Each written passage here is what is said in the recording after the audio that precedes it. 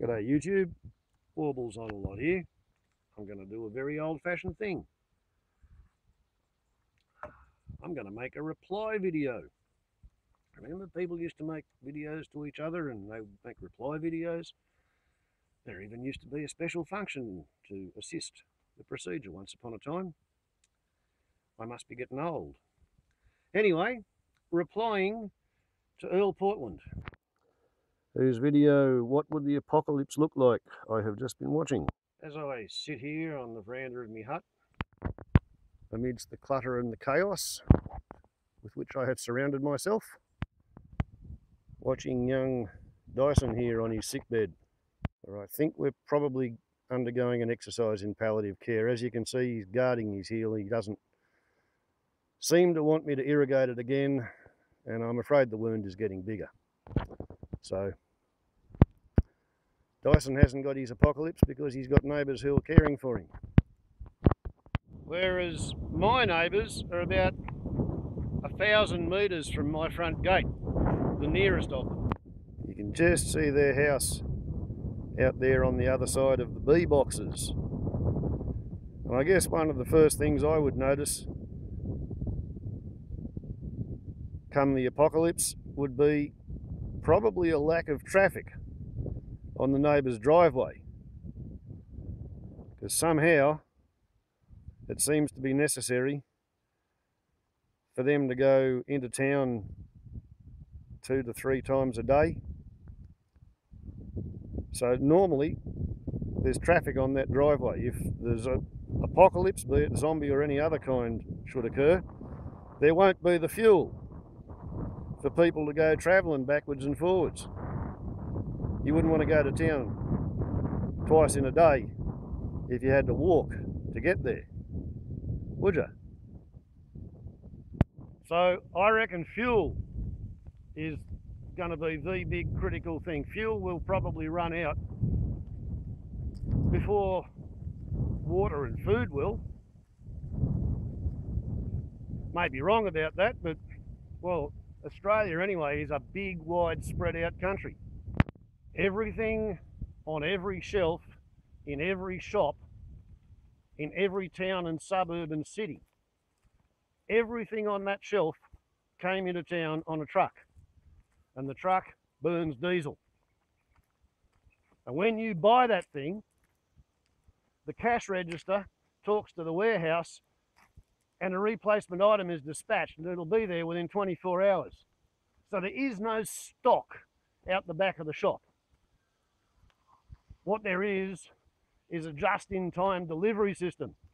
And if you pull the fuel out of that just-in-time delivery system, there is no delivery and there is no system. Now, I don't have any guns. My neighbours have guns. If they thought I had anything worth stealing, they would probably come up here and take it, just as you said, Earl. But part of the magic of living in a humpy, tiny little hut, quaint cabin or squalid hovel, depending on your frame of reference, is that normal people, they simply are not interested in stealing anything that the hut dweller has got, because they have more stuff and better stuff and shinier stuff, and they wouldn't come out of town just looking to take away what I've got here. That's my theory. It may be sadly wrong, but I've been operating under that delusion for years. I mean, I fully expected Reagan and Gorbachev to nuke each other back in 1984. So by the middle of 1984, I was living 26 miles northwest of Glen Innes, working at a hospital. My theory was, I'm not much of a gardener, but if I could sew up cuts and wounds and set broken bones and catch babies, maybe I could swap that skill for some potatoes. And the theory was a little rural community far enough away from the highway might have a chance of surviving, like that place in South America you mentioned, Earl. You just block the roads going out of the village and the village would revert to being self-sufficient. And I mean, Emerville didn't get electricity until 1958, so there's a lot of residual skills in a place like that. The difficulty is, as you said, Earl, we've got this system where people don't know the neighbours. They don't know the people who live in their own street, let alone the people on the next street. There's no sense of community. It's not so bad here in Australia because we don't have as many guns floating around in the community. But I've had a standing joke for a long while, Earl, that from here, I could, if I tried really hard, I could probably cause civilization to collapse in the excited status of Norte armed Americano. You just have to get on social media and convince people to put on their camouflage shirt, grab their bang stick, run out into the street, shoot the first person they see, yell zombie, and then run up the road shooting at everybody else. If one person started that in one place, I'm reasonably, sadly, confident that there would be somebody else who would hear the call zombie and the gunshot, and they would grab their bang stick and they would run out. And a combination of Dunning-Kruger effect and confirmation bias would mean that the first person they saw that they didn't know would inspire in them an abiding fear that that person was going to take their stuff, and they would shoot them. And you would have this chain reaction of selfish, anxious, paranoid individuals, each one of them reacting to their own self-programming, reacting to their own fears, reacting to their own perceptions. I mean, how many times have we had reports of a Nigerian in New York in a lobby reaching for his mobile phone and being shot dead instantly by 5 undercover cops who thought that he might be a drug dealer and thought that he might be reaching for a gun. Therefore, they shot him on suspicion of a suspicion. If you throw into the mix an actual shortage, and I mean here in Australia, we've got 23 days supply of refined transport fuel on the continent. I did a video about it back in February, and I wrote to the minister, or wrote to my member of parliament who wrote to the minister, and I got a letter back, and I was querying the idea that we had 47 days worth, which was what they were saying.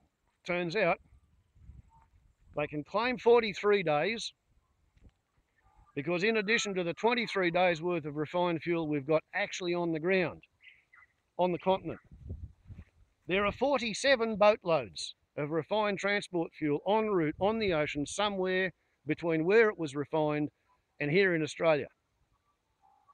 And that system's worked really well for at least 10 years, says the minister. I can recall in 1979 there being a catastrophic slump in civil aviation in Australia because there was an avgas crisis, because boatloads of refined avgas were getting halfway across the Indian Ocean and the Dutch were bidding more money and the tanker was turning around and going back to Europe. So there is that, you know. Australia is literally 3 to 6 weeks away from absolute starvation because no fuel means you can't run a coal train, you can't run a bulldozer, you can't push coal into the power station, you've got no grid. Once you've got no grid, you've got no refrigeration, you've got no lights, you've got no traffic lights. You can't get fuel out of the Bowser to put it in the police car for them to go and try and restore order, because the Bowser in the service station is operated by grid-fed electricity to its computer, which controls the pump. Yeah. There are more potential catastrophic single-point failure issues in our society than there are any number of band-aids that we can fix them with. So I think we have to accept, Earl, that if something goes wrong, then the whole bloody house of cards is going to collapse. It'll collapse very fast, it'll collapse very ugly. And yeah, the bigger the population centre you're in, if those people do not consider themselves to be a community, if they don't want to look after each other, if they all want to look out for themselves, then it's going to be a bloody disaster, a fast disaster for those people. I personally forecast that Australia will undergo a 50% population reduction per month for at least 6 months, possibly a year. 1 year after you switch the petrol tap off to Australia, there will be 2,000 to 20,000 Australians, the people who actually know how to use muscle power and wind power and solar power and falling water going down a hill to make a lifestyle. If they can walk to where they grow the food, and if they can grow enough food, or if they can pick up sticks and walk on to somewhere else where there is food, because once upon a time, that's what this ecology used to be. Food plants growing wild. But here in Australia, we have doubly snookered ourselves, Earl, because the ecology that is necessary to live as a free-range human in Australia has not been intact for 100 to 150 years. We've destroyed it on the altar of profit-seeking, trying to over-harvest, to get a surplus, to ship the surplus off to a market so you could sell the surplus, so you'd have an income which some government could tax. And for that, we've destroyed the continent, and we're going to pay the price. And I don't know when it's going to be, but I don't think it's far off, Earl.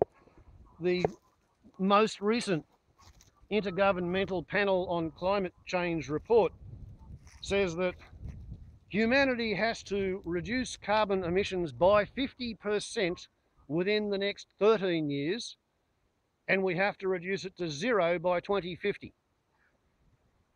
And if we fail to do that, then human civilization is, if not doomed, seriously threatened. I'd say probably doomed. So it all has to stop. The excess human population has to turn itself into compost, and I think food riots and a zombie apocalypse are probably the way they're going to choose to do it. I mean, everybody could wake up tomorrow and decide to become pacifist and vegetarians and bend all their energies to saving the planet, to getting the biosphere up and running again in a sustainable fashion. But I don't think that's what they want to choose to decide to do. I think what they want to choose to decide to do is wait till the absolute very last instant, and then they're all going to run down to the town's gun shop, and each individual one of the 10,000 of them is going to be trying to steal the same 5 guns. And they'll fight over it, and they'll probably burn the bloody gun shop, and then none of them will have any guns. And I don't know, maybe that'll wake them up to himself. But I think it's going to get ugly before it starts to look like anything sensible. Xantheria. Sometimes they're straight.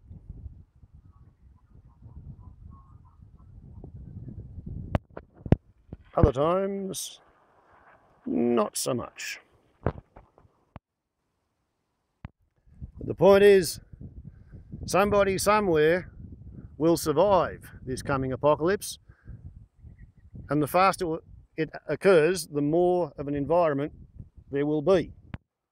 You know, these things grow ½ an inch per year. So the big fella here is about 120 years old. So what will the apocalypse look like, Earl? Well, I reckon it's going to look like no cars on the driveway. And I guess I'm going to have to go and try and learn to live like an Aborigine. And happily, this place right here has had 28 years to prepare for somebody to want to live on human food plants growing wild, rather than trying to cultivate with a plough in this country. And I suppose it'll take a while to eat me way through the pantry. So after the tins are empty and the wild native parsnips have all been dug up and eaten, that's when I'll probably walk down the railway line to get to town and see what's happening in there. Not going on the highway, because that could be really bloody dangerous. So yeah, Earl, that's what I think the apocalypse will look like. Food riots, violence, and then peace. Warbles on a lot to YouTube. Ciao.